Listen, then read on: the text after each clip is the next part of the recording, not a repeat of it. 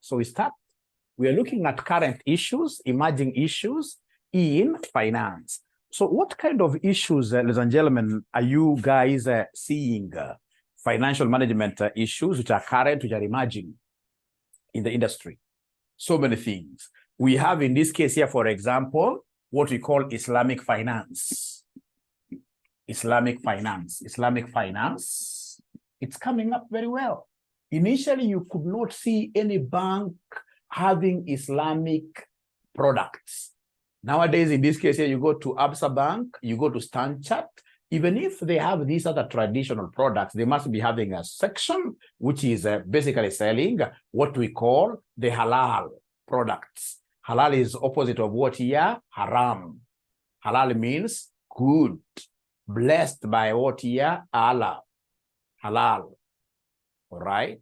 So in this case here, this is quite emerging. And even right now we have banks which purely are Islamic-based banks, 100%. 100%. So this is quite emerging because, you know, Islam as a religion is really growing. So we have, ladies and gentlemen, the other thing that is really coming up very well is this concept of derivatives. This concept of derivatives. They asked us the other day. So first of all, what is a derivative? You know, derivative in this case here from the word derive. So this basically comes from the word derive. So basically, a derivative is a financial instrument. It's a financial instrument, a financial contract that derives its value, from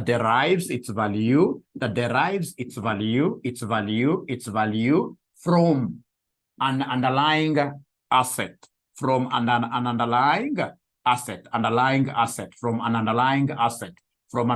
asset, e.g. shares, etc.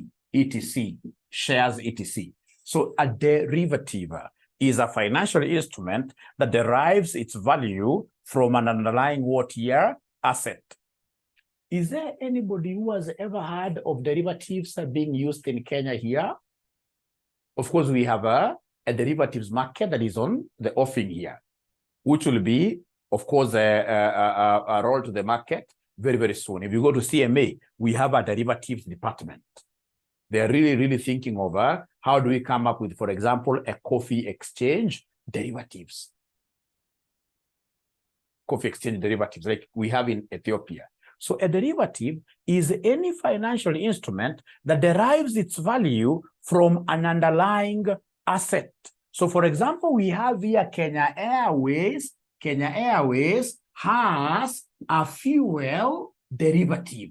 It has a fuel derivative that it bought from some Saudi company. So a derivative basically is a risk managing instrument. So they are using this fuel derivative to manage fuel price risks. So how does it work? Please listen and listen to me very well. Listen and listen to me very well because we are going to get very good presents today. Please listen and listen to me very well. When we talk of this derivative, when we talk of a derivative, let me give you a very good example here. In this case here, you could be a farmer. Not a farmer, but a hotelier. You have a hotel, you have a restaurant in Nairobi. Among the delicacies that your restaurant is selling here will be, of course, these chips. Chips, nice things. They really move in the market. What do you know about the price of a packet of chips? Price of a packet of chips, the ones in this case here bought in this town, the ones people call chips muitu, in this case here could be going for about 100 shillings per packet. This price never changes easily. Never changes easily. If you're in a restaurant business and then you happen to move this price, for example, from 100 to 150, you get yourself out of business. You get yourself out of business, 100%. Now, what happens when, of course, the value increases, the price tries to increase, whatever, potatoes are quite expensive. What you'll get these restaurants doing is to reduce the size, the quantity of these chips in one packet. They reduce like that. But listen and listen to me very well. Somebody who is wise, what they will do, if we have this hotelier in Nairobi here, he can easily try to hedge against the risks of what here price rises from potatoes in the market. So what this guy will do from Nairobi here, he will straight away go to, in this case here, Murang'a, get a very good farmer there who has, say, for example, 50 acres of land lying idle. So what he'll do, he'll come and ask this guy, hey, I want to finance you a little bit. I'll give you like 100,000 to start with. And then this 100,000 I'm giving you, go and plow your land, go and plant what here? Go and plant potatoes. Go and plant potatoes. So what they are going to do is to draw a contract between themselves. Because this guy cannot just go planting potatoes without being assured of the market. So what they will do, we have the hotelier, we have the farmer. They will draw some contract. So they draw a contract that comes 6 months' time from today. Myself as Hotel A, B, C, D have agreed to buy this number of bags of potatoes from this farmer at some predetermined price, at, for example, 2,000 bob. So then in this case here, this guy will go back to Nairobi with a contract. This guy will go back to Nairobi with a contract. It could be, in this case here, for example, what we shall be calling an option. So an option that is drawn very well. Now, if this contract itself, this guy can go and exchange. This guy can go to a stock exchange and sell the contract to somebody. You only get somebody in the stock exchange willing to have this kind of a contract. So he can go to this stock exchange and he sells the contract perhaps for 30 shillings per whatever, in terms of whatever is there. So basically he's transferring his right to buy these potatoes to another person at the stock exchange. So now there are two things here that will be selling. We have the contract itself is a tradable commodity now. And then we have potatoes. Potatoes are also being traded. Normally what will happen, this contract value will be moving at almost the same extent with the potatoes in terms of price. So when potatoes are up there, the contract here also has got a high demand. The price increases. Of course, it can't increase like to 100%. No. It will increase at a smaller rate. So what are we saying?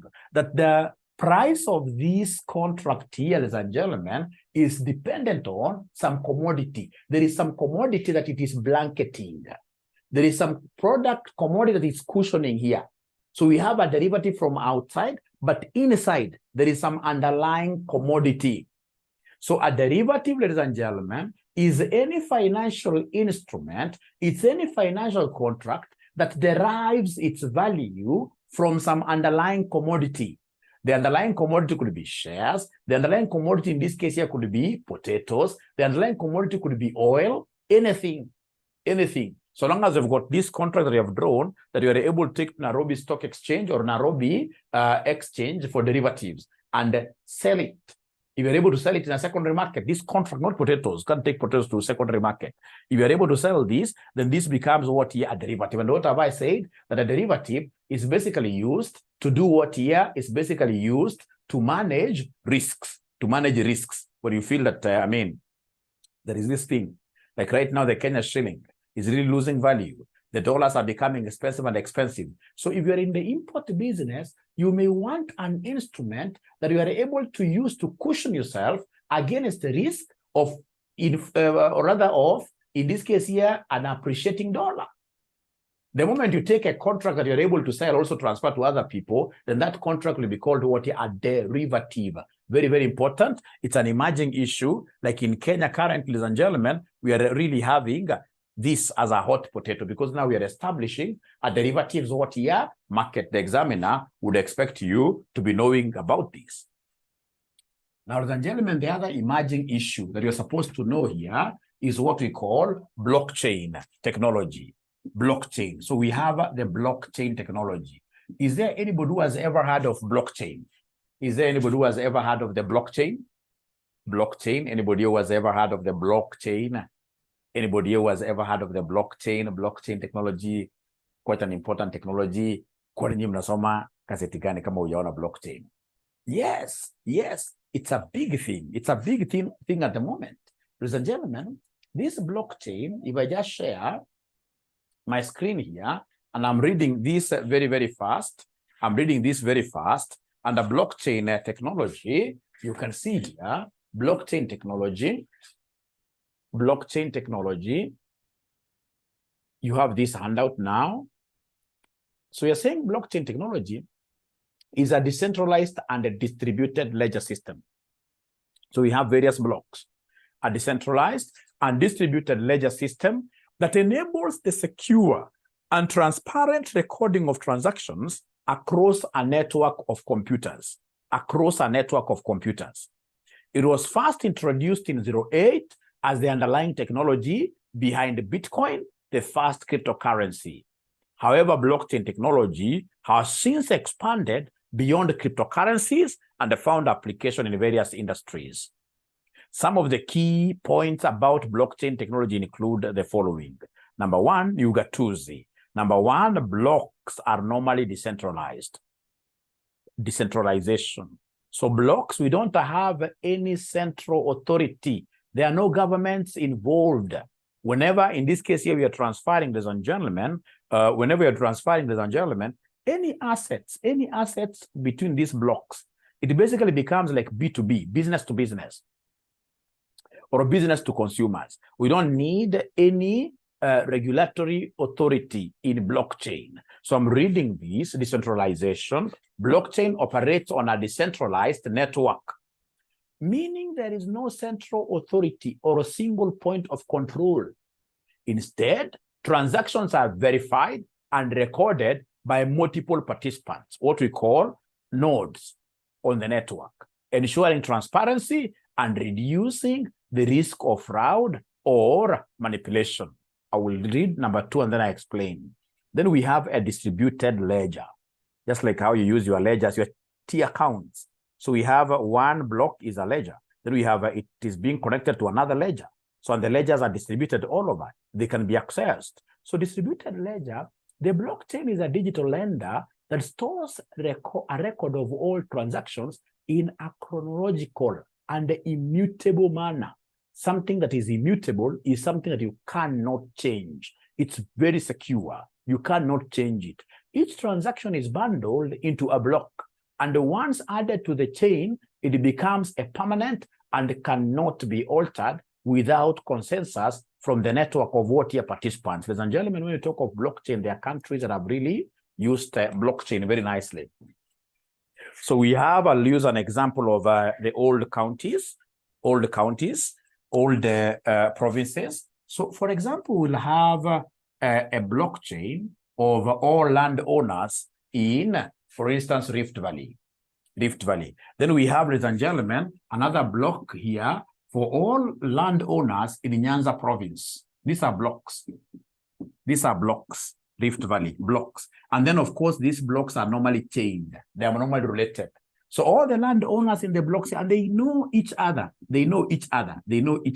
Once you have entered here as a landowner here, everybody else will be able to see that, hey, 𝐤𝐻𝐻𝐿 has got what here? Land here in Rift Valley, and this land is 100 acres, etc. Now listen, these particular blocks are normally what here? Intertwined. They are normally linked. There are chains in between them. So Nyanza the same, like that. These are the list of landowners. So if, for example, within the block, you would want to sell land between yourselves. I mean, given that these are a technological, like computer-based, internet-based blocks, if we have A who wants to sell his land to B, automatically, in this case here, A will get like a notification on their phone. You have started the transaction. Are you the one? Put this OTP, right? So the one-time password, so put 01234. B, when B, in this case here, for example, of course, on the other side is also getting those kind of what here, getting those kind of alerts because they want to enter into a transaction between the two of them. And this thing is being done at broad daylight. The system is very, very transparent. Everybody is able to see, including friends of A. Friends of A would also get alerts. Not, of course, all of them. Are you aware that A wants to sell his land? So you get that this is a system, ladies and gentlemen, that is not something that you can easily use corruption here.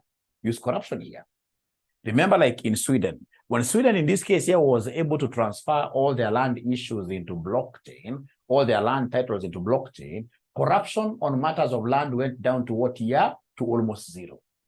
If it is in this case here, for example, a leasehold, once this leasehold, the lease ends at 99 years, of course, there is an automatic renewal in favor of the current lessee. So if it's in Sweden, we are able to know that these leases are coming to an end. And of course, the owners, not unless the owners come to the block and say, hey, I don't want this lease to continue, then the lease automatically, if they say like that, the lease will be transferred to somebody else, like the government. Will go back to the government. All right. So of course, somebody also in Nyanza can buy something from inside here, so long as there is what here consent. So the ledger is distributed, and the blockchains are normally what here very, very secure. Kenya here, we tried a blockchain. I don't know whether you guys know what we call Ardhi Sasa.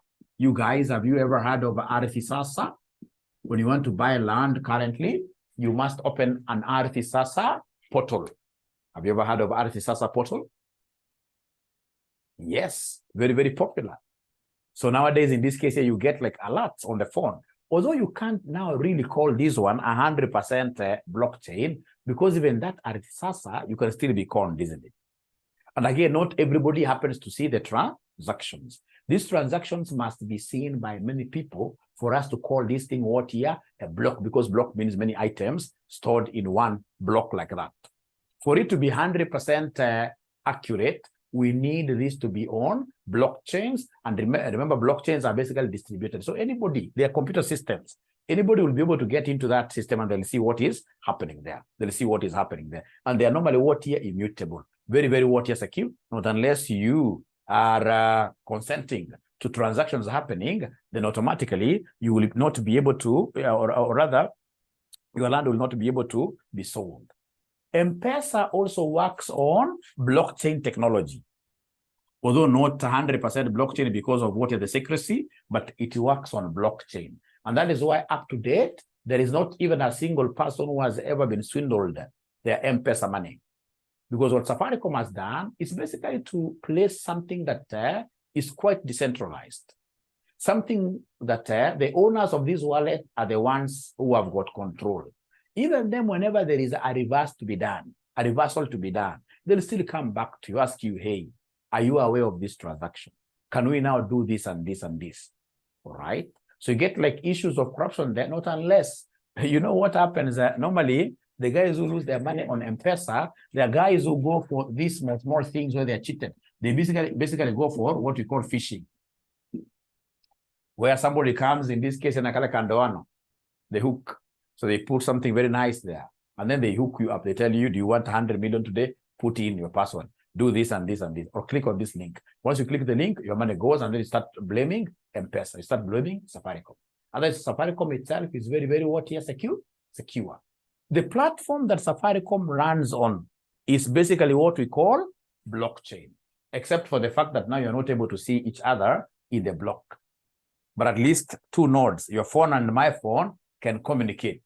Like right now, I can decide immediately now here, I can decide your phone and my phone can talk.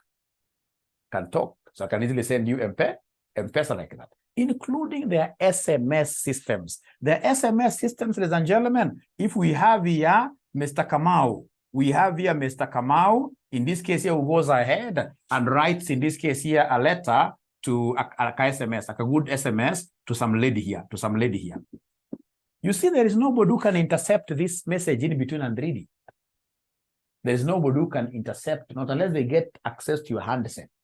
There is nobody who can access this message and read it, because normally it's encrypted. It's encrypted end to end, phone to phone. So if it's encrypted, when this message is flying over here, normally it will be using some language that somebody cannot understand. So it's encrypted. This is the technology of blockchain. It can only make sense once this SMS, in this case here, gets the lady's phone. So not unless the lady exposes you, perhaps you're using some bad language, isn't it? Nobody in between can ever read can ever read your messages. What are these guys saying? Is there anybody whose message has ever been read by, has ever been intercepted?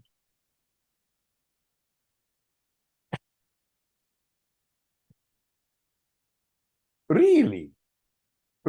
No, I doubt. It can't be intercepted in between. What they will do, like if it's DCI, because of the law, then it would mean that they go to Safaricom, of course, through courts first of all, and then they go to Safaricom for that encryption thing to be cancelled. So we have here number 3, security and trust. Blockchain uses cryptographic techniques to secure transactions and ensure data integrity, cryptographic techniques. The decentralized nature of the network and the consensus mechanism make it difficult for malicious actors to tamper with data. This enhances trust and eliminates need for intermediaries or trusted third parties. We have the concept of transparency. The blockchain provides transparency as all participants on the network have access to the same information. So see me through. Everything is clear glass. Everybody knows what is happening, all right? So when somebody in this case here wakes up and one morning gets, in this case here, for example, Masilena has got 200 acres on the block, people will question because they don't remember Masilena, for example, having, in this case here, this kind of land in the past. So people will question because this is abnormal. So when they question like that, then Masilena will come and tell them that, you know what, you guys are very stupid. Look at my father. My father used to have this land here, and in this case here, I have inherited. So you're stupid. In the process of talking like that, the concept of transparency, everybody is seeing what is happening. So transparency is quite a key thing. Now, ladies and gentlemen, please listen here. We are looking at what we call smart contracts. Smart contracts are those contracts that are self-executing contracts. Contracts in this case here, once you have entered into, you don't need to even start the process yourself. Once you enter with them, with some other parties, and say the 6 months down from today, this and this will happen. When that 6 months comes, the contract executes itself. So smart contracts, blockchain technology supports the execution of smart contracts, which are self-executing agreements with the predefined rules and conditions. Smart contracts automatically enforce the terms of the agreement, eliminating the need for intermediaries and reducing cost transactions. Ladies and gentlemen, you guys are bright. I know you read, and I know you have entered into some of these transactions. You guys must have heard of what we call an escrow account. So we have an escrow account, like Equity Bank is so much big at this escrow account. Is there anybody who has ever heard of an escrow account? Don't think of scarecrow. Don't think of scarecrow. It's called escrow account. It's an example of a self-executing what year? Contract. So what you do, and if you're selling land, always insist on this. Wakili, lawyers really make use of these escrow accounts. So if you're selling land, you have somebody who has come to you. Someone tells you that this land of mine is 1 million. I would want you to sell it. And if you sell it, for example, for any amount above this 1 million, we've got no problem. So then no problem. What you'll do, you'll tell this guy, you come withdraw. We open what we call an escrow account. So this escrow account is a special account at the bank. Once in this case, I get a buyer of this land, for example, is willing to give me 3 million. So the seller, or rather the buyer, will pump in money to this escrow account. When he pumps this money to the escrow account, 1 million automatically will go to the account will close at the end of the day. 1 million will automatically go to the seller of the land. All right. And once in this case here, this 1 million goes here, the other amount, of course, will go to the agent. And of course, there must be a lawyer involved and any other person involved. So in this case here, the escrow account becomes a self-executing contract. It's a smart contract. So that at the end of the day, this guy will ataanza kushikwa na kiwaru, aseme umekula pesa mingi na hauna shamba. Let's selling these things is not very easy. It's not very easy. So an escrow. So most of these blockchains are self-executing. You will simply go there and say, now I'll be selling this land of mine in 2 months' time. This guy said he'll pay me. So once you have entered this kind of an arrangement, then during this execution time, the blockchain will get to your bank account, money, you just see things moving. So in blockchain, most of the stuff here are what here? They are smart contracts here. They'll be able to execute themselves. So unapata ile haram, unapata ile corruption is not really much. It could be like something like, 99% is eliminated. So ladies and gentlemen, you may not remember so much about blockchain, but in your own words, What are you able to remember about blockchain that remains edged in your mind, forever? What are you able to remember?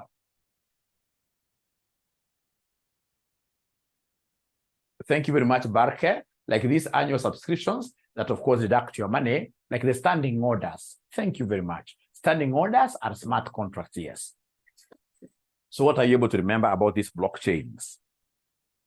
If you're told here to give us like characteristics, like whatever, what are you able to remember about these blockchains?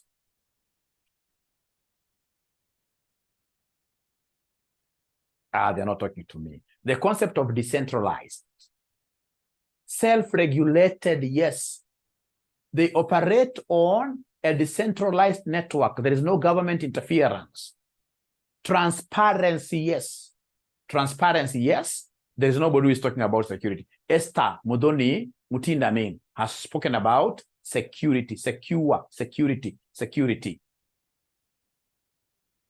The concept of uniformity of information. Uniformity of information. Uniformity, that doesn't really strike me very well.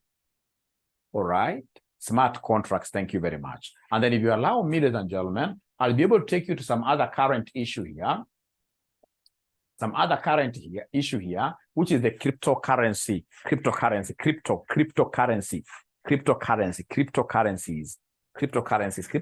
had begun, a very, very good job had already begun in Kenya regarding cryptocurrency, but nowadays this is normally associated with every conman, which is very, very bad.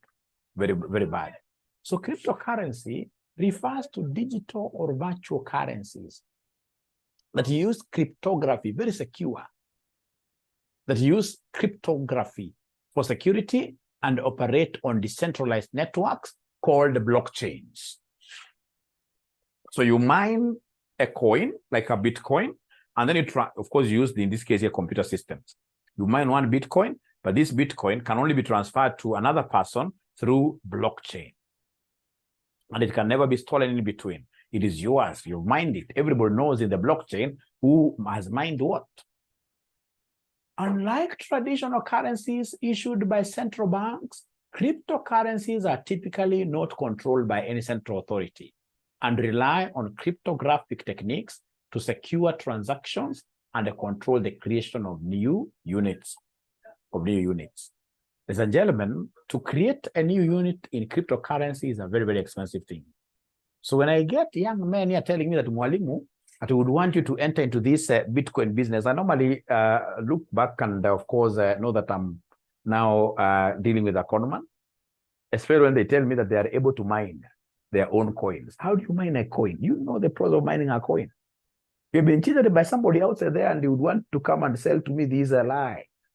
You'd want, in this case here, to come and steal these, my money is quite hard earned. I have to teach, I have to do this, research, etc. Now you want me to come and put in 1 million Kenya shilling? No. So the concept here is to create these Bitcoins is not a simple thing. It's not a simple thing. Most of the mines, which guys are saying that they have mined, or other coins, which guys are saying they have mined, is a lie. There's nothing like that. It's a lie. It's a lie. Great. Then we shall be able to go to crowdfunding. Now, ladies and gentlemen, if you look at your syllabus, they are calling it cloud. They are calling it cloud funding, CL. They are calling it cloud funding. So, of course, that means that it must be somebody from Nyanza who was involved in drawing that contract. Or rather that syllabus. They are calling it cloud. Although it has also some truth in it because ladies and gentlemen, when we talk of crowdfunding, these are funding systems where you are able to look for finances online, in the cloud, in the cloud, in the cloud, in the cloud, in the cloud, in the cloud. Yeah, it's a typing error. It's a typing error, yes.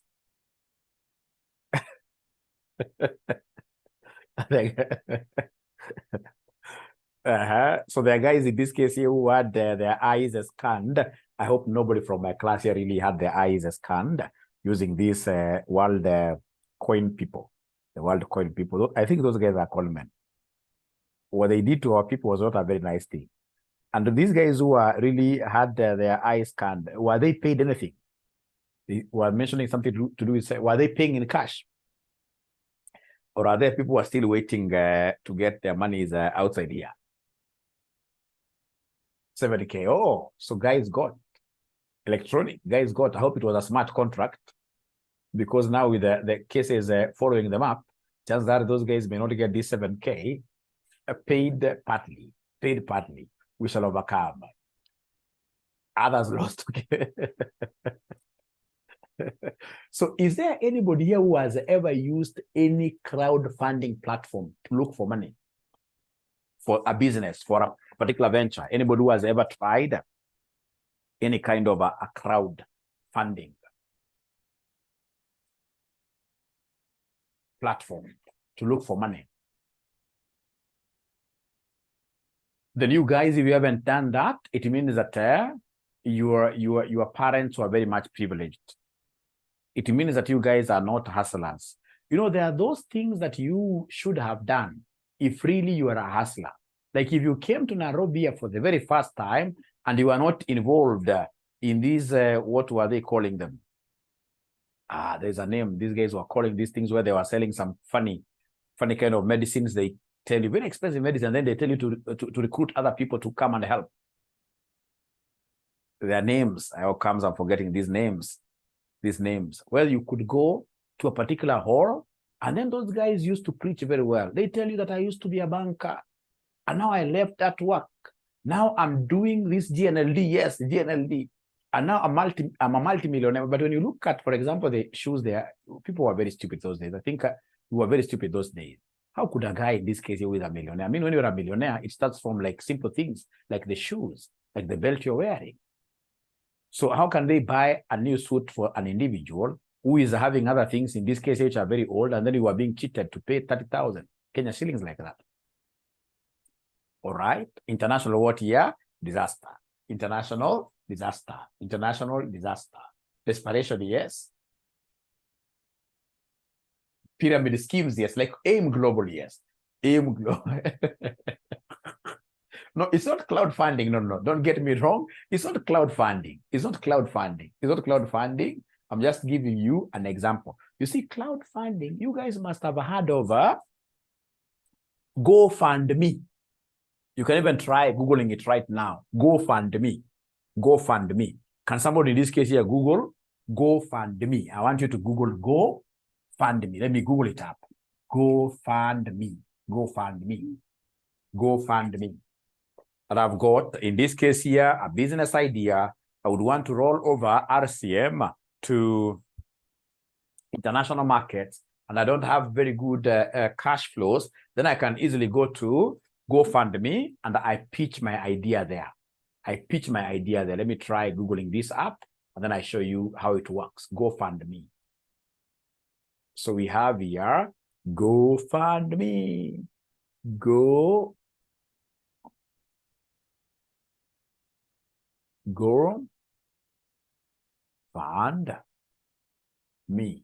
It's one word, remember.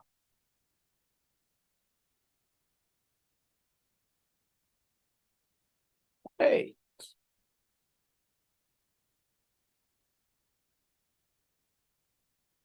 It's here. I hope you guys are able to see my screen. So GoFundMe, you are home for help. If you need any help, fundraising on GoFundMe takes just a few minutes. So start with the basics, kick things off with your name and location. So nakuja unasema hapa, my name is Kevin Njoroge. You must be very good in telling your story. Tell your story. We'll guide you with tips along the way. And then once you have done that, now you share this, whatever concept you have, like a link, you share on Facebook, share with friends and family. People out there want to help you. They are ready to help you. So you'll be able to put targets that I've got this particular project, ladies and gentlemen, and at times it may not even be a business project. It can be even sickness. You can go there and give a very nice story, and then automatically, when people are touched outside there, they'll be able to send money to your what here? To your wallet. GoFundMe, very important. Like now you can see there are good topics here. These are an urgent cause. Morocco earthquake, how to help. Donate to verified fundraisers to help relief efforts for those affected by the Morocco earthquake. Give your support today. And it has got donate now. Donate now. I can see teachers who are helping, who are asking for help here. Help teachers. Fund the future of education. Fund the future of education. Donate now. Donate now. There is also another urgent course here. Maui, wildfires, how to help. Donate now. So if you click here, you'll be able to get a link to donate. So trust and safety, we have your back with a global team dedicated to trust and safety. We have successfully managed fundraisers worldwide for more than what year? A decade. Don't worry about a thing. We've got you covered. I love that statement. Make your impact. Fundraise for yourself, friends and family. We have charity. We have charity. Fundraisers in your community. Girls' livelihood and mentorship initiative. So far, you can see $11-20 raised, and there are only 4 donations. 4 donations. We have Girl Power Foundation Uganda, 10-20 raised, only 2 donations. We have Girls First Initiative, and you can see these girls are taking some nice photos there, right? And you can see so far they've gotten 1,000 through one donor. So you can go through this. One thing you're supposed to know about GoFundMe and other crowdfunding technologies that we have is that we are using from the word crowd. We have in this case here a bigger population. It's a global population, So you have like 100 billion people. And this crowd is huge, ladies and gentlemen. And you're not asking for 1,000. Like I am even wondering how somebody, just one person, is giving $1,000. That one donation. That must be a tycoon. Otherwise, people in this case here donate $1, $2, etc. like that. So under crowdfunding, you're targeting to get small amounts, but from many people, So when you are writing your proposal, because it's important for everybody to know how to write this kind of a proposal, it's always good to peg this to some small amount. Tell people just contribute $1. It's unga. So you base this to, for example, unga. The price of unga in Kenya here, for example, is $1, $1. So people will be able to buy. People will be able to buy that unga and, of course, send that wallet to you. Of course, they don't buy because they're donating. They're donating. It's a donation, just an equivalent. Now, ladies and gentlemen, I'm reading this pretty fast. So crowdfunding is a method of raising funds from a large number of people, typically via the internet, to finance a project or business venture. So we are raising these from a large number of people, typically via the internet, to finance a project or business venture. Here is an overview of crowdfunding definition. Crowdfunding is the practice of soliciting financial contributions from a group of individuals known as the crowd to support a specific project, product, or cause. It is typically facilitated through dedicated online platforms or websites. Types of crowdfunding. A donation-based crowdfunding. So donation-based, you donate and you'll never come back to ask me anything. You give a donation to RCM College to expand. If it's donation-based crowdfunding, please, you're just a friend of RCM. You can't come back and tell me, hey, do this. Let even my child study here. No, it was donation, and it has to be expressly stated like that. So under this, individuals contribute money without expecting any financial return. This type is commonly used for charitable causes, community projects, or personal fundraising. Like churches are very good with this donation-based crowdfunding, where they're doing, nowadays, they're able to collect their donations. They're able to collect their tithes even online, and they're getting huge monies. Look at, for example, this guy called Pastor Ezekiel. Do you know how much Pastor Ezekiel makes by asking for donations online in a single service? In a single service. Do you know how much he makes in a single service?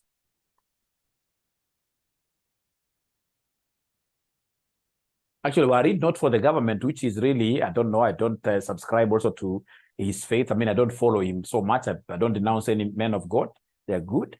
But I'm so sure, so I may not know the truth or the truth false, but I'm so sure that were it not for government that is trying to put him down, this guy by now, I mean, he was doing a very big university. He has done already a very big school. I mean, he was doing wonderful things. And basically, he is able to get this money. I may not know the exact truth, but I normally see him doing a lot of crowdfunding online. Very sweet talkers, okay. So we have here, like Kanyari, the concept of 310. That basically is crowdfunding. And you know, when they do that kind of crowdfunding, you know, there is always a favor in giving. So even if you're giving somebody who is cheating, there are times when you give and you have got faith. I'm told in this case, there are people, who would confess and say that I did this and I got what here.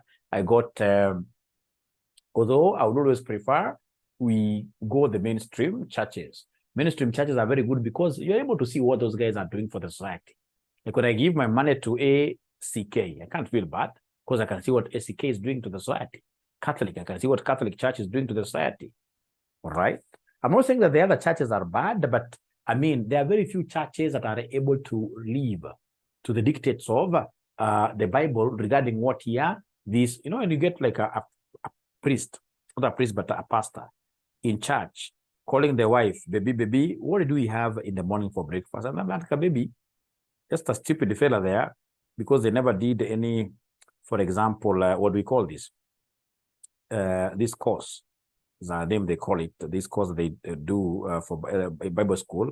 So this baby comes and says, we took this, the Catholic course, and she names, we took sausage in the morning, we did this. And then during the birthday, they're giving the baby a vehicle of 10 million. There is no problem. But in most cases, look at the kind of people who are really supporting you. Then when you come and tell them that you took sausage, you took these letters, etc. in the morning, ladies and gentlemen, and this is a person who has not taken any breakfast, perhaps. All right. So I would rather, in this case, I'm not against anybody. There are churches I know. There are churches that I know that are also being run like 𝐶𝐻TM. They're being run by individuals, but 𝐶𝐻TM is quite big, but very, very nice. All right. They're able to impact the society by doing very good schools. 𝐶𝐻TM, yes. They're able to impact the society, for example, by running a very efficient circle. Those are the kind of things that we are wishing for. So if you're here and you're my student and you happen to be running a church, please remember we are looking at what we call the impacts, the outcomes. That thing of baby, that one we do it in the house. Not my students who are running churches. We refuse that. Great. So we have here the reward-based crowdfunding. So under reward-based, you see now here, these guys will give you their money, but you must give them some reward when you succeed. When you succeed, reward-based crowdfunding. And then, ladies and gentlemen, in this case here, there is equity-based. So equity-based, they give you money to start RCM for a startup. And once, of course, you kick off, you'll come and tell them that, you know what, you guys take some shares. It's equity-based. And then we have debt-based crowdfunding. So these guys, whatever money they give you after you succeed, you give them back their money. So it's a debt they have given you. I would want you to go and read this. Then we have what we are calling crowdfunding process. A project creation. The first thing you have to do is to create a project. You know, people are tough with their money, even that $1. If you don't create a very nice project, if you don't have a very nice project, if you don't have a very nice story behind that project, nobody will give you the money. The project initiator creates a campaign, which includes a detailed description of the project, funding goal, the timeline, and the potential rewards or returns for contributors. Then you select the platform. Like I would really recommend GoFundMe. Although nowadays there are so many people who are asking for things there, so chances are it may not be seen. But if you're a very good storyteller, still you will get your own share. So B, platform selection. The project initiator chooses a crowdfunding platform that aligns with the type and nature of their project. C, you must also be very good in marketing. Every morning you must share these things on Facebook. etc. So marketing and promotion. The campaign is promoted through social media, email marketing, personal networks, and other channels to attract potential contributors. D, we have fundraising period. The project initiates a specified fundraising period during which individuals can contribute to the campaign. E, funding and execution. If the funding goals is reached within the designated time frame, the project receives the funds raised and the initiator carries out the project as planned. If the goal is not met, the funds may be returned to the contributors, depending on the platform and the campaign settings. The most important thing is to remember that you must have a project, give a very nice story about it. Number two, go ahead and select the platform. Select if it's GoFundMe. After that, you start marketing it. After that, ladies and gentlemen, you must always have a fundraising period, etc. etc. etc. Very important. Why would I recommend my students to start using like GoFundMe? GoFundMe. What are the benefits of crowdfunding? Of course, you'll be able to get access to capital because there are so many people out there who are willing to give you money, so long as you've got a valid story.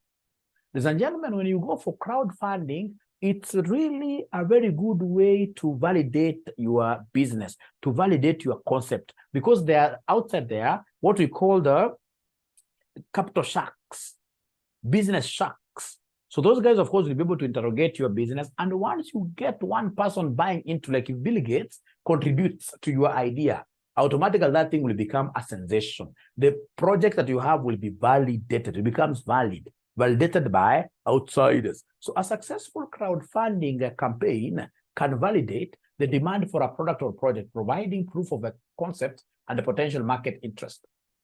Ladies and gentlemen, it's a very good way of marketing and exposing your firm. Like if I go there and talk about RCM, but now RCM, we are able to give people who either could not even study. Like here we have people, ladies and gentlemen, who are reaching out to us, who are reaching to last year, accessing our classes here from Lodwar. Initially, they could not attend. They have been studying on their own. So it's a big concept that I have. If I'm able to, package it very nice, people will be able to know about RCM, because nowadays, everybody's running towards what here? This crowdfunding. This crowdfunding. Somebody is texting here and asking whether these TikTokers, let me read here, these TikTokers who ask in this case here for cash on live TikTok, and they're even putting a limit. They're putting a limit. Is that a form of crowdfunding? Yes, although of course that is not very few. You know, those platforms are normally few. They want for crowdfunding, and yet very official. But simply because these guys are raising money online, they are raising money online. They are soliciting for this money online. Then automatically, you are soliciting this money from many people, So it becomes what here? A crowdfunding technology. It becomes a crowdfunding. It's not easy to raise money also on TikTok. You know that.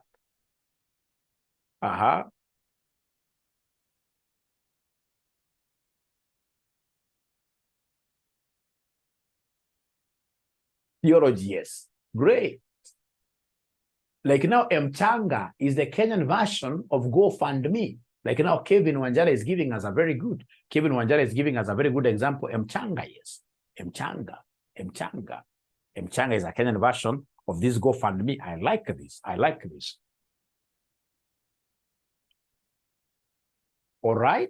So we have here feedback and engagement. And unfortunately, these guys will always give you feedback. If, for example, you open that thing, donate now, and then you fail to donate, you normally write back. If you, of course, it's also optional. You write back and tell these guys, you know what, I could not donate to you guys because I never found your story to be interesting. I even feel that you guys are just conmen because, that thing doesn't even seem to make sense. So basically, you'll be able to get feedback. You'll be able to get feedback and engagement here. Crowdfunding allows creators to engage with their backers, receive feedback, and build a community around the idea or product like that. Considerations and what we call challenges. Of course, there is a lot of competition and saturation. Crowdfunding platforms are becoming increasingly popular, leading to a more competitive environment and the need for unique and compelling campaigns to stand out. Fulfillment and execution. Successful delivering rewards or returns to contributors can be challenging, requiring effective project management and communication. Legal and regulatory compliance. Crowdfunding activities may be subject to specific regulations, depending on the jurisdiction, including investor protection laws and securities. I don't know why Ruto's government has not really come into this crowdfunding. Crowdfunding is a huge thing. People are able to get businesses. They should be able to also think about, how do we also eat into this cake? Government must be supported. Government must be supported through thick and thin. So that is it. So I'm wondering how comes there is nobody here who has ever tried. It doesn't matter whether your idea flopped, but is there anybody who has ever tried these kind of crowdfunding systems? Is there anybody who has ever tried a crowdfunding system? You went there and pitched an idea, and perhaps you never, but you tried. You tried. Anybody who has ever tried, please come out and talk to us. We'd want to know how the experience was like.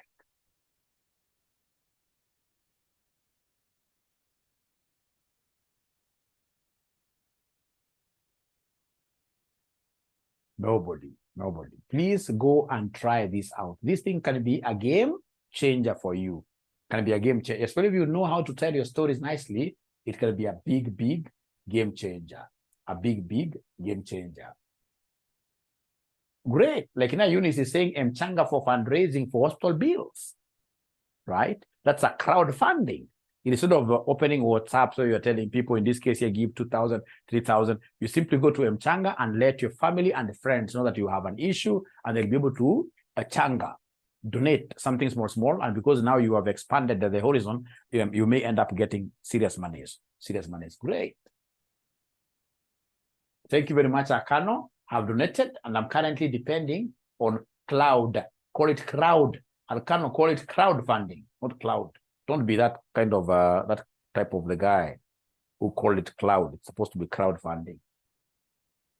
And like now, you should not be scared. Somebody may be scared that Alcano has been. This is a very good example that Alcano has been donating. When you go to those crowdfunding, you can donate. Like now, Alcano, if Alcano was to be very honest with us, perhaps he has been donating like $2, like $3, like $3. So I don't know how your pockets are right now. Is it possible for you to go to GoFundMe and try donating? Is there anybody who would go there and look for worthy causes and donate something? It's good for you to go through that process. You go through that process and put in your card there and send some money. It's important, yes, it's important. Let's always strive to put some of these theories that we learn into action. Because you'll be able to learn how to do what here, you'll be able to learn so many things. When you go donating, you'll be able to see how the proposal looks like. And then, of course, in the future, you may think it's a joke, but in the future, this thing could even help you at your workplace. Aggressive marketing for your product, is it a form of crowd funding too? No. Remember, crowdfunding basically is more of what here, donations, right? It has to go through a crowdfunding platform, which is registered, which has got regulators, etc. Like now, you can see what I like Alcano. Alcano is really a good person. $1, and I have a project. Once it's launched, I will share. It really brings a great impact to the society. Thank you very much, Alcano. Great. Lakini najua hapa ndani kuna ninja. Hata $1 moja hizi kapeana. Hawezi kosa ninja kama huyo. It's life, you know. It's life. Those gifts, and of course, in this case, it's a form of crowdfunding, but not regulated. It's a form of crowdfunding, but not regulated. Great. So if you allow me, then I will be able to go straight away. I'll be able to go straight away to what we call digitization of financial transactions. Nowadays, I'm a very, very happy man. Do you know that I can stay without real cash in my pocket totally? And I can walk from here, I go to Mombasa, I go to Kisumu, I go to wherever, with just my debit card or a Visa card and my M-Pesa. So it means that really, Kenya, just like the European countries, we are becoming a digital currency country. You can walk around. Even when you enter some good Uber, some good, in this case here, matatus, they also accept this digital cash. It's very good. It's high time, ladies and gentlemen, even because of hygiene, it's high time that we started embracing digital currencies, digital financial transactions. So digitization of financial transactions refers to the process of transitioning from traditional paper-based methods to electronic or digital formats for conducting financial transactions. So we are transitioning from these traditional paper-based methods to electronic or digital formats for conducting financial transactions. It involves using digital technologies and the platforms to facilitate, record, and secure financial transactions. Here are some key aspects of the digitization of financial transactions. We have electronic payments. You're paying for goods and services electronically. Chap, money goes from your digital wallet. Very nice. And electronic payments, digitization has led to a significant increase in electronic payment. Methods such as credit cards, debit cards, mobile wallets, and online payment gateways. These digital payment methods enable individuals and businesses to make instant, secure, and convenient transactions without the need for physical cash or what year checks there. Then number 2, online banking. My bank on the go. I love my bank on the go. I love Stanbic so much because Stanbic, ladies and gentlemen, wherever I am, I'm able to access my bank account. I can see the little coins which are there, all right? And I can make transfers the way I wish. So I'm doing online banking from either a laptop, a computer, or even a mobile phone. So online banking, the rise of online banking that we are told here has transformed the way people manage their finances. Online banking platforms allows users to access their accounts, view transactions history, transfer funds, pay bills, and conduct various financial activities through secure internet connections. It provides convenience, real-time information, and 24/7 access to financial services. Online banking, the rise of online banking has transformed the way people manage their finances. Online banking platforms allows users to access their bank accounts, view transactions. You know, this online banking is different from mobile banking. Mobile banking, of course, you have like your mobile wallet, like M-Pesa. With the widespread adoption of smartphones, mobile banking has become increasingly popular. Mobile banking applications enables users to perform banking transactions, check out account balances, transfer funds, make payments, and even deposit checks using their mobile devices. It offers flexibility and accessibility, allowing users to manage their finances on the go. So basically quite similar, but here you're using these mobile applications, you're using your mobile devices.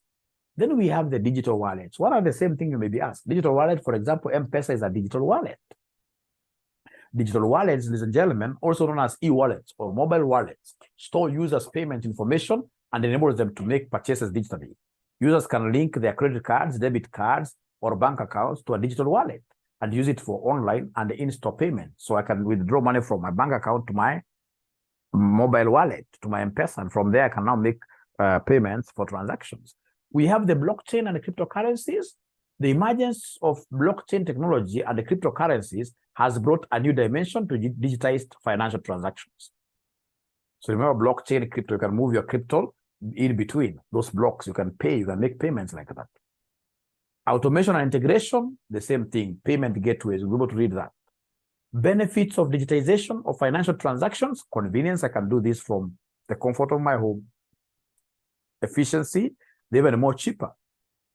Reduces paperwork. Cost savings. Security, I'm always secure whenever I'm handling my transactions online, as opposed to in this case to carrying like 1 million shillings around these towns. Of course, not at 100% secure, but the security there is much better, is much enhanced. Challenges and considerations, there are still security risks. In between here, somebody can easily hack your account. The digitization of financial transactions introduces new security risks, such as data breaches, identity theft, unauthorized access, etc. Then we have digital divide. Not many people have access to internet. Not many people have got access to internet. So unequal access to digital technologies and the internet connectivity can create digital divide. Then we have regulatory compliance as financial transactions become increasingly digitized. Compliance with relevant regulations and data protection laws is essential to ensure privacy, consumer protection, and the prevention of financial crimes. So there is regulatory compliance. I would want us to take a break of exactly 5 minutes. So now we are looking at, in this case here, this big data project. Ladies and gentlemen, Are you aware of this big data? What is big data? What's big data? There are so many definitions of big data. So if you look at, for example, IEBC information, you see, people were voting from all corners of this country. And of course, their votes, whatever they had voted for, was being transmitted to some central place, to some central servers. These servers, you hear of people saying that they should be opened, some central servers. And then, of course, in this case, the servers from the servers were able to get what year election results. So these servers have to be very strong. Why? Because the data coming in, of course, it's coming in this case here in terms of a high velocity. High velocity, very, very important. The velocity must be very, very high. The volume is so huge. The 5 V's, the volume is so huge. We have in this case here what we call value. The value is so high. The value is so high. These servers are very strong. They can make you president. The value is so huge. The value is so huge. So when this big data is coming on board, then, ladies and gentlemen, you need to get very serious systems to manage this data. Organizations currently are handling huge data. Get companies like breweries. They must have huge database systems to manage, for example, the kind of information that is coming to them through somebody through Facebook.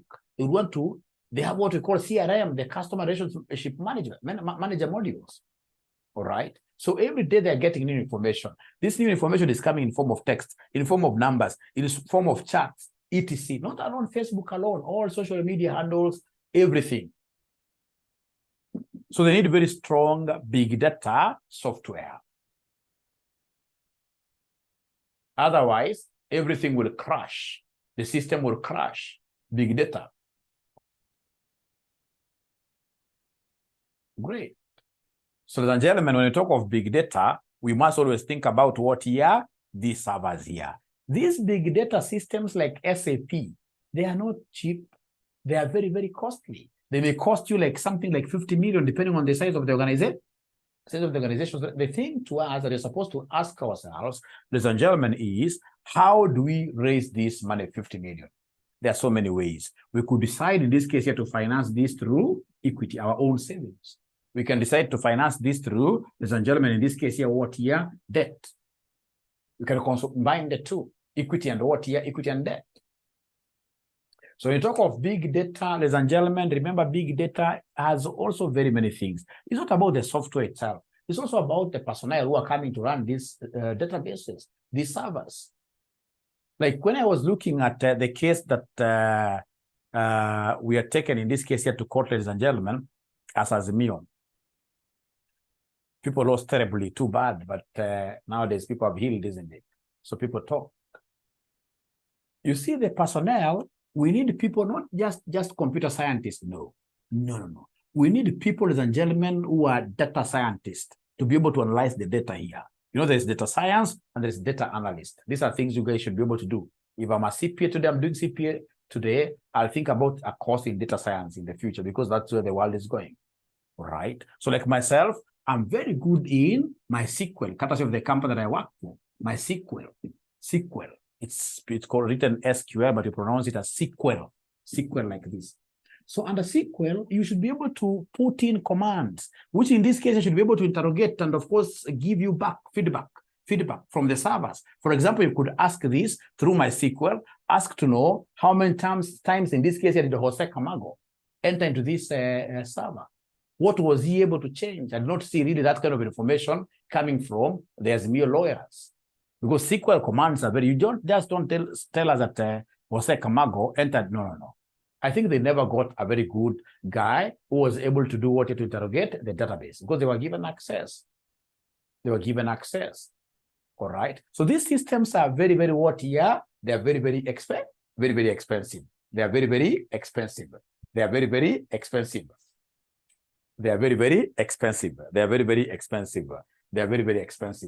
Great. So then when you talk about this big data project finance refers to the financing of projects related to big data analytics. Infrastructure, you need huge infrastructure or technologies. Big data projects involve the collection, analysis, and interpretation of large volumes of data to gain insights. improve decision making, and drive business growth. Some key points regarding big data projects finance include: we have project identification, we need IBC servers. Cost estimation, how much will they cost us? Then we have capital sources. Various sources of capital can be considered for financing big data projects. So we have internal funding. You can use your own equity. We have external funding. We can bring in even shareholders to buy new shares through a rights issue. We can also ask for government grants. If you are IBC, of course, the government of the day have to support us so that they can steal votes using the system. We have debt financing, etc. So I expect you guys to go and read this. This is very, very important for us. Then we have Islamic finance. Islamic finance, I'll just read through it because I'm aware that you did this with Teacher David. So remember, Islamic finance, ladies and gentlemen, the most important thing is for us to know that this is the kind of finances that we raise, which are basically compliant with Islamic law. Islamic law. And what do they prohibit? They prohibit what here? Interest. They prohibit interest. Hawataki riba ni haram. I mean, honestly speaking, you know, we are running away from this capital system that somebody can come and invest. Somebody can come and invest 10 million. It simply give, or rather gives you like 1 million shillings. And then this guy tells you that be giving me 10% per month. So he's getting 100,000. He's getting 100,000 every month as interest, And they'll continue doing like that. At times they don't even work at all, these Sherlocks. So people are working for them. Is that what really the Bible intended?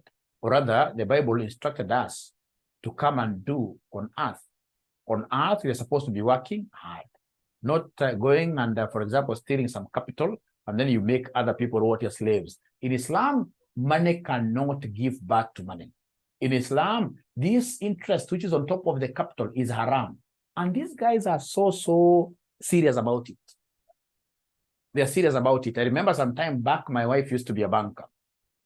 So one time, there's a time some Islam member came. So he had deposited some good money in the account.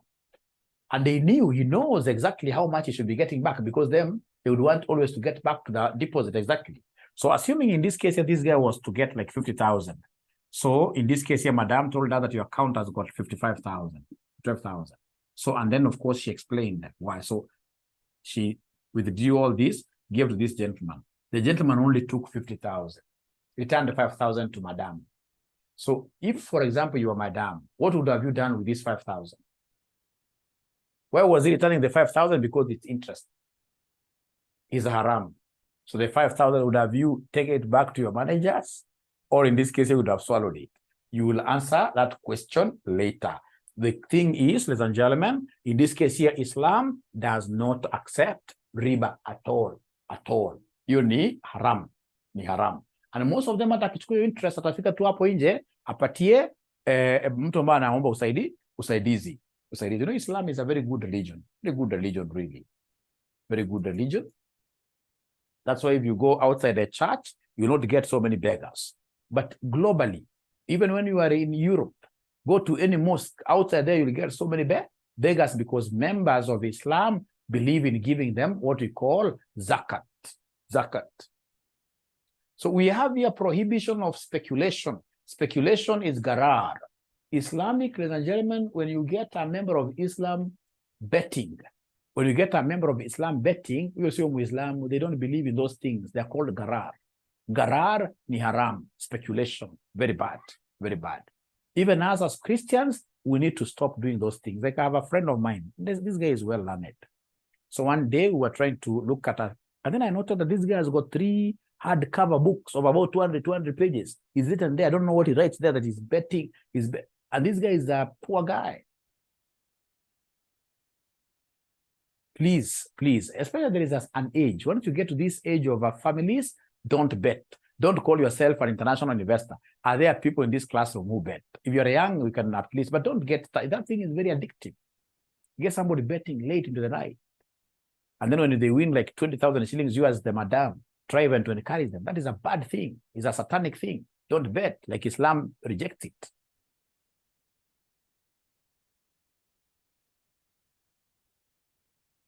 Somebody told me sometime that addiction is even worse than the addiction of alcohol. Don't. If you're doing it, we can pray for you. You get your pastor to pray for you, not me.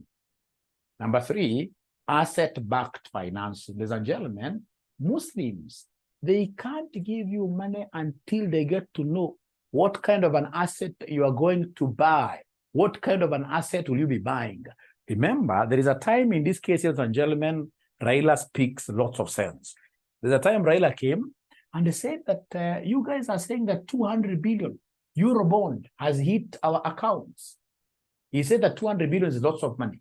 If 200 billion was to fall in Kenya today, in this case here, everybody will be able to know that 200 billion has come. The smell will be there. That's what they said. People never took him seriously. And of course, in this case here, your guess is as good as mine. Because Eurobond, people are not interested in where this money is going. It's not asset backed. So in this case here, this money may have gone to people's pockets, a lot of it. Very little, and now we are paying through the nose. Problems. If it's Islam, and that is why you realize when Rotich was going, before he got himself in trouble, he had wanted to float a sukuk bond. Nobody wanted to hear of a sukuk bond. Because sukuk, these are Islamic bonds. When these bonds, ladies and gentlemen, they are bought by members of Islam community, they would, number one, not give any kickback. They cannot give any kickback. They don't believe in that. And then number 2, ladies and gentlemen, in this case, they would want to know, where are you going to invest this money? They have to be given the asset. So they are normally asset-backed. And those assets, they interrogate. For example, you can't tell them that we are getting, in this case here, your money, and you're going to build a club with it. A club with it. Islam does not support these kind of things. And if you want to make it even worse, tell them it's a club which will be having a pork center near there. A pork center near there. It's very, very bad for them. They cannot support that. So it's asset-backed, and it's very what yes pay. Which kind of assets are you going to put up? And then theirs is very, and that is why these guys are really growing. If you look at Islam, give Islam 20 years from today, you'll be surprised they'll be able to produce a president. I'm not against it, but I'm just trying to look at the way they are growing. If today, like the other day, I went to Oyster restaurant in Kilimani. Nice place just for lunch. Then by the side, I was seeing so many, when I asked around, I mean, what is happening to Kilimani? This is not the Kilimani that I used to know. Things have changed. Now we have high rises, buildings, going to 15th floor, nice. And then I was told that most of it near Islam. And how do they raise this capital? They come because of the trust that they have between themselves. Mtu anachukua floor yake. And I mean, they are doing magnificent buildings. So kila mtu anajua floor yake. Anatafana na warukani. So asset-based financing. Now, ladies and gentlemen, please listen here. We are told here, prohibition of financing prohibited activities. Prohibition of financing prohibited activities. Islamic finance prohibits financing or engaging in activities that are considered unethical or forbidden in Islam. This includes activities related to alcohol, gambling, pork, and other prohibited goods or services. Anything about ni haram. Anything about ni haram. Hata for example, brothel. Huwezi pata Muislamu ambayo anafanya umalaya. Ni ngumu. Of course, huwezi kosa mmoja pale na hapa na pale. Because kila community iko na wakwara wake. Huwezi kosa mmoja hapa na pale. But generally, these guys are quite honest. And that is why the religion allows their men, for example, to marry 4. Maximum 4. But again, there is a rule for that. You just don't wake up and marry 4. You must, in this case here, be able to provide, of course, to these ladies almost equally. Ukinunulia nyama kilo mbili. You must love them equally. It's not easy like that. So nenda, for example, kama Moyale, wapi, ni ngumu upate kama hata HIV cases. All right? So prohibition of all those haram things. Thank you very much. And then we have profit sharing and loss bearing. Islam is not about interest. If we go into a business and we make a profit, then that profit will be able to share it equitably. All right? If we make losses, and I know you guys are aware of these things in profit sharing contracts, such as muduraba or mudaraba, the same, or musharaka. All right? So remember, ladies and gentlemen, we have got these models of Islamic finance. these models of Islamic finance. Models of Islamic finance, models like, for example, musharaka. So when you talk of musharaka, this is basically Swahili. Swahili, musharaka from the word kushirikiana. So musharaka will have two partners or more partners. So these guys here, they contribute their own capital, they do their own capital, and both of them. So capital, it could be the same. So this guy does 10 million, maybe 10 million. And then the two guys will run the business. Both of them have got business acumen. They run the business. Should they make profits, they share equally from the business. Kushirikiana. Mnashirikiana kutoa capital, mnashirikiana ku run business. Very, very important. That's the musharaka. That's number one. And then number two, ladies and gentlemen, we have, for example, what we call muduraba or mudaraba. Muduraba or mudaraba. So under mudaraba, I like the mudu because I can see it's a big man. Under muduraba, we have the big man. The big man is normally the capital provider who will partner with a normal member of the society who is not rich, but the guy knows how to run business. So this guy will come, for example, is A, and then we have Aura here, who is B. Aura may not be having money, but he knows how to run colleges. So he comes and partners with me so that I can run this college on his behalf. So in this case here, A is a rich man. Should we make profits? Islam is very uplifting. Islam is a true definition of bottom up. Should they, in this case here, make profits? They share equally or to some agreed proportions. But if they make losses, what happens to muduraba? Islam, ladies and gentlemen, does not believe in putting you down, does not believe in squeezing these poor people. If they make losses under mudaraba, this guy, in this case here, ladies and gentlemen, that we call Rabul Mal. Rabul is a rich man. The Rabul guy is the one who takes up all the losses. The poor man can never be given what here? Losses. If you do that, then that will be very, very wrong. So mudaraba, very, very important. So we have musharaka, we have in this case here mudaraba. Then remember, we also have what we call ijara. Ijara. So we have here ijara. So ijara, it's a form of what here? Ijara is a form of lease financing. So in this case, you don't have a business premise. These guys will be able to give you a leased property. And I like the Islamic model. Ukitaka kuweza Muislamu zaidi kama amekomboesha nyumba ya biashara, you after some time, go and of course you must be very honest, go and tell him that you are making losses from your business. What they do, they give you 3 months. And they not collect rent from somebody who is making losses. They give you 3 months. So long as you're honest, they give you 3 months, they tell you, hey, my brother, you're making losses. I don't want to squeeze you down any further. I'm a landlord. I'm a big man. So in this case here, what you do, I'm giving you 3 months, try your best. After the 3 months, if you're not able to come back to profits, and of course you start paying me, including any arrears, for example, then you'll move out of the business. You'll move out of the building like that. Ijara. It's a form of what here? It's a form of what here? It's a form of lease financing. So these are the things I would want you guys to always remember. So what have we said about Islamic finance, which you'll never forget? In this case here, riba is haram. We have garar, speculations, a lot of betting is a haram. Things to do with gambling, all those things, garar, wrong things. But whenever they want to give you money, ladies and gentlemen, it must be what? It must be asset-based, etc. And then, ladies and gentlemen, we come back to this one here. So these are things I would expect you guys to go and read. So we have what we call behavioral finance. Behavioral finance, ladies and gentlemen, is quite a new thing, which is going against the traditional financial models. And these was asked just the other day. I'll be able to read for you. This was asked just the other day. I'll be able to give you the sitting. So we have what we are calling traditional finance, and then we have what we call behavioral finance. So traditional finance believes that everybody is rational. Everybody is able to think. Everybody is able to use numbers to arrive at some good decisions. So you are able, for example, to come and calculate profits and say profits between A and B, A is better, like that. That is traditional finance. Traditional finance, this one here is very objective. Very objective in which sense? Very objective in which sense? Ladies and gentlemen, traditional finance is objective in the sense that if you've got like 10 individuals, give them project A, project B. They analyze. All of them will be able to get the same answers and they will be able to do the same thing. That's traditional finance. But now, ladies and gentlemen, there is this emerging issue called behavioral finance. With behavioral finance, now here it's all about human psychology. That now we have got people outside here who are very irrational, very, very irrational. People make decisions on the basis of what here? Emotions, sentimental decisions, emotions.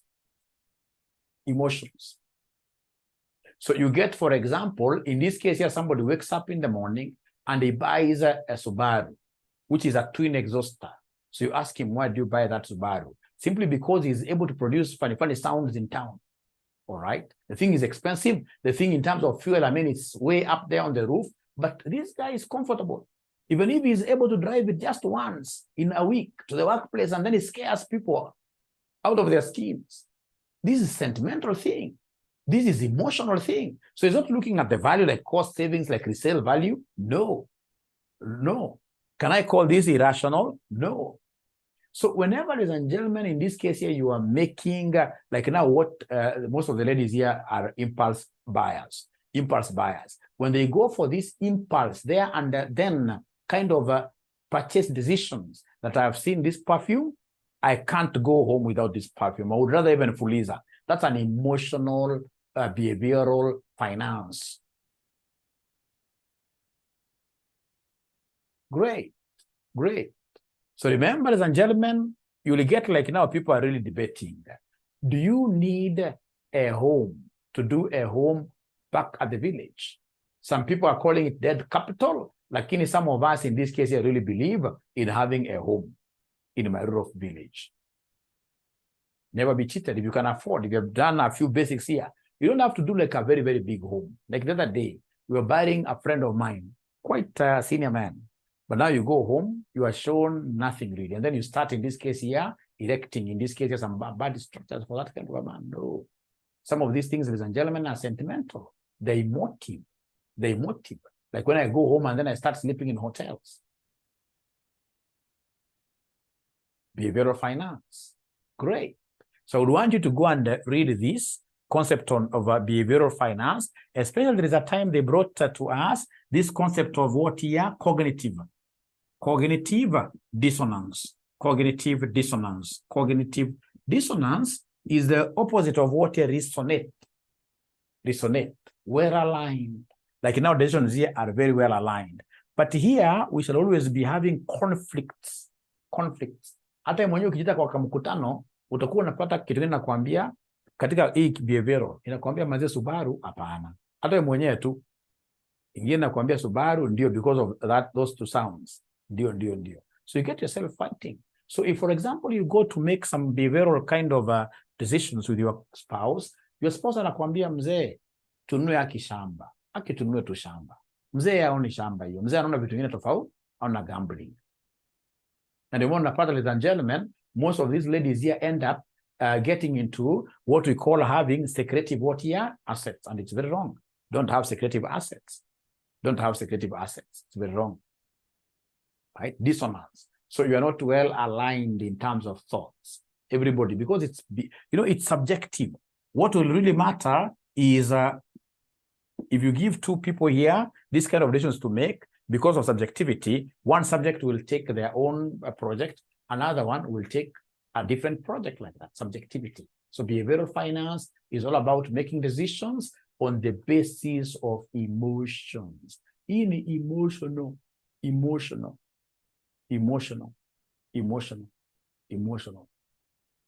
Wanda tu from nowhere, hata mtoto, mpeleka juu siku hizi pako involve watoto, kitaka kufanya decisions. Unataka kwenda kununua 55-inch Sony TV. Yaani mtoto anakuambia nataka TV imekaa hivi. So unashangaa na mtoto. Na wanakataa. Then now you give in. Because again, even this TV, me as a father, don't even have time to go and watch that thing. You just buy for them. Then they'll be staying there and watching cartoons, etc. So emotions, in this case, you characterize what we are calling what here, emotional, or rather behavioral, what here, behavioral finance.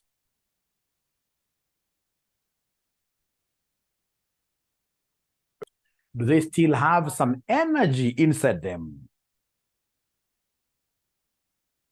You need to pray hard and get energy like the one that Mwalimu has. This Mwalimu, but mine is a calling. If you try doing what I do, you die. Not many people can do it. But I also have a secret. I'll give you the secret. What you need to do so that you can wake up very early. Like now we woke up with some of you very early. And here we are. Here we are. I'll give you a secret. But not today. So I have 5 minutes, and within these 5 minutes, you should be able to answer a few questions, ladies and gentlemen. We should be able to answer a few questions, ladies and gentlemen. Remember, emerging issues, they can give us anything. Anything, any question can come here. Like now, in May 2019, question 2A. May 2019, question number 2A. May 2019, question number 2A. Moses, you are to call me Moses. We met with Moses yesterday. You haven't yet called me. So I expect your call. You're a young man. I don't want you to call me at night. You can call me tomorrow. May 2019, question number 2A. May 2019, question number 2A. The Unclaimed Financial Assets Authority, UFAA, was created under the Unclaimed Financial Assets Act, number 40 of 2011, to administer unclaimed financial assets. With reference to the above statement, summarize 6 specific roles of Unclaimed Financial Assets Authority or equivalent authority in your body, in your country, I mean. So in this case, ladies and gentlemen, what do you think are the major duties of this Unclaimed Financial Assets Authority? Remember, very many of us, it's quite unfortunate. It's quite unfortunate. We don't give like our passwords to our spouses, our passwords and M-Pesa passwords to our children. So you are knocked with a vehicle. In this case here, ladies and gentlemen, your account is frozen. Safaricom will not be in a hurry unless somebody goes to ask them. So Safaricom will just stay with that amount, with that account like that. For how many years? For 5 years. And then now they'll be able to look for Unclaimed Financial Assets Authority. They transfer those funds there. In these 5 years, of course, things have happened. They've used that money. Even bank accounts. There are some of us who have got bank accounts, ladies and gentlemen, that they don't tell anything to their spouses or even to their parents, even to the next of kin. Very few banks, after you die, will be able to lift up their phones and call the next of kin. Very few banks. Trust you me. There's a law which protects them. You know, it's a court problem. You must go get caught. Even if you're written as a next of kin, it doesn't really give you permission to go to the bank and think that you'll get that money there. All right. So we have got so many assets which are lying idle here. So then can you kindly give me any 6 functions of this UFA? 6 functions of this UFA. I like what Moses is telling us there, connecting owners to, in this case, unclaimed assets. They normally advertise. I like that. I like that. I like that. Of course, once they get those assets, they must also safeguard them. Safeguarding of the assets is very, very important, yes. Disperse unclaimed assets if there is disagreement among next of what year? Next of kin. But of course, it is through a court process. You can't say that you are a UFA, that you want to solve those conflicts and start this. No. It's a court process. It's a cost process. So they'll disburse, of course, those assets. In this case here too, they are real owners, the beneficial owners. You guys are not giving me very, very good. Even, yes, this alert person should get a present. Locate and notify owners. UFA, yes. UFA, that's the biggest thing. They locate.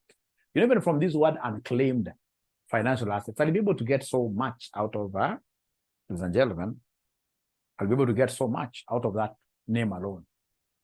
So much. So you have got very many answers, very many answers. We have very, very many answers. So in this case, you of course to receive, safeguard, invest, and disburse unclaimed financial assets. I like that. Making payments out of the fund to the rightful owners. Of course, in this case here, they also have a charge of the responsibility of managing and investing the funds on behalf of what here? The owners. You can't tell us that you just took that money and stayed with it.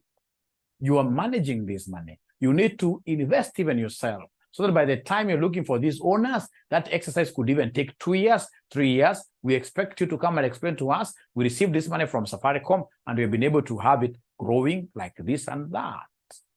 So, ladies and gentlemen, we shall be able to start from there in our next class.